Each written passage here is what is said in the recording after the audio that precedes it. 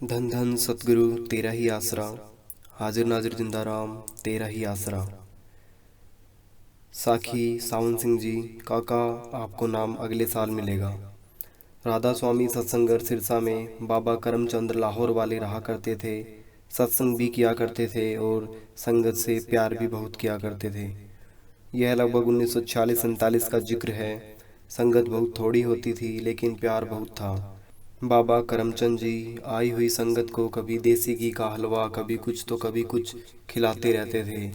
संगत के साथ मिट्ठू खुशीराम का भी आना जाना हो गया और प्यार बढ़ता गया। सच्चे पातशाह ब्यास से आते और 3-3 महीने सिकंदरपुर में रहते। वह अपने फार्म में गन्ना बहुत बीजते थे और वहाँ चीनी की मील भी थी। सच्चे पातशाह जी राधा स्वामी सत्संग घर सिरसा में सत्संग फरमाया करते थे। सत्संग के बाद उन्होंने फरमाया, जिन्होंने नामदान लेना है कमरे में बैठ जाओ। सच्चे पातशाह जी आते, एक एक आदमी को पूछते, मांस शराब पर स्त्री का परहेज बताते। मिट्ठू खुशीराम भी उसी लाइन में बैठा था। सच्चे पातशाह सावन शाह दाता जी ने अपनी छड़ी मिट्ठू के सिर पर रखी और फरमाने लगे, काका आपको नाम अगले साल मिलेगा, अब आप बाहर जाओ। मिट्ठू बाहर आ गया, बाकी संगत को नामदान मिला। रात को सब बच्चे इकट्ठे हुए। मिट्ठू के मन ने अवगुण उठा लिए, मेरी से छोटी उम्र के बच्चों को नामदान दे दिया और मेरे को बाहर निकाल दिया। नियामत राम जी ने उत्तर दिया, मिट्ठू सच्चे पातशाह जी ने आपसे कोई मत्था टिकवाया या आपसे कोई पैसा मांगा? मिट्ठू ने कहा, नहीं जी। नियामत राम कहने लगे, यह उनकी मर्जी कि नामदान दें या ना दें। यह बात सुनकर मिट्ठू का अवगुण वाला ख्याल दूर हो गया और पहले की तरह सत्संग घर आने जाने लगा। अगले साल सावन शाह दाता जी ने नामदान के लिए फरमाया, जिन्होंने नामदान लेना है अंदर बैठो। सच्चे पातशाह जी आए, सबसे पूछते जा रहे थे। मिट्ठू भी उसी लाइन में बैठा था। सच्चे पातशाह जी ने अपनी बैत मिट्ठू के सिर पर रखी और फरमाया, काका आपको नाम अगले साल मिलेगा, आप बाहर जाओ। मिट्ठू वहां से खड़ा होकर कमरे के गेट के पास एक तरफ खड़ा हो गया। सच्चे पातशाह मिट्ठू के सामने आकर खड़े हो गए और फरमाने लगे, काका बाहर जाओ।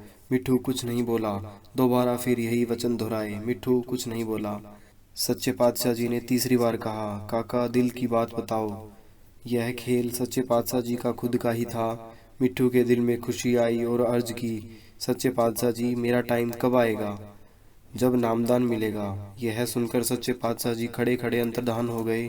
थोड़ी देर बाद आँख खोलकर फरमाने लगे, काका हम आपको नामदान दे चुके हैं, अब आपको मृतलोक में जपने के लिए नामदान देंगे। आपका समय आने पर आपको घर से बुलाएंगे। इसके दौरान अगर आपका चोला छूट जाए तो हम आपको आगे संभाल लेंगे। अब तू बाहर जा।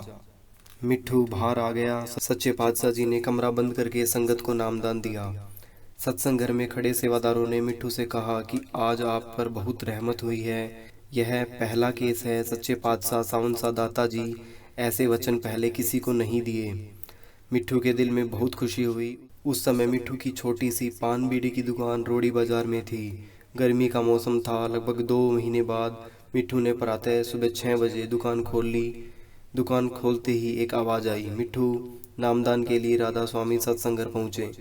मिट्ठू ने इधर उधर देखा, कोई नजर नहीं आया। फिर वही आवाज़ आई, नामदान के लिए जल्दी पहुँचे। मिट्ठू उसी समय दुकान सूनी छोड़कर नंगे पांव दौड़कर राधा स्वामी सत्संग घर में पहुंचा। सच्चे पातशाह जी कुर्सी पर विराजमान थे और फरमाने लगे, काका आ गया। मिट्ठू ने कहा कि आपने नामदान के लिए बुलाया है। एक आदमी पहले ही बैठा था। सच्चे पातशाह जी ने गेट बंद करके दोनों को नामदान बख्शीश किया, धुन पर बैठने के लिए समझाया और बैठाया। पहले प्रेमी ने निशानी दे दी। मिट्ठू की तरफ इशारा करके पूछा, आपको कुछ सुनाई देता है? मिट्ठू ने कहा कि नहीं जी। सच्चे पातशाह जी फरमाने लगे, हमारी कुर्सी के पास आकर बैठो। सच्चे पातशाह जी ने अपना पवित्र हाथ मिट्ठू के सिर पर रखा और फरमाया, चलो अंदर। थोड़ी देर बाद पूछने लगे, कुछ नज़र आता है? मिट्ठू ने कहा कि हाँ जी। सच्चे पातशाह जी ने फरमाया, निशानी दो। मिट्ठू ने कहा, जी आपके दर्शन अंदर हो रहे हैं। सच्चे पातशाह जी फरमाने लगे, नीचे आ जाओ, और अपना पवित्र हाथ सिर से हटा लिया और फरमाने लगे, अब तसल्ली हो गई? मिट्ठू ने कहा, जी हाँ। फिर फरमाया, अब अपनी दुकान पर जाओ। इस पर मिट्ठू खुशी खुशी अपनी दुकान पर चला गया।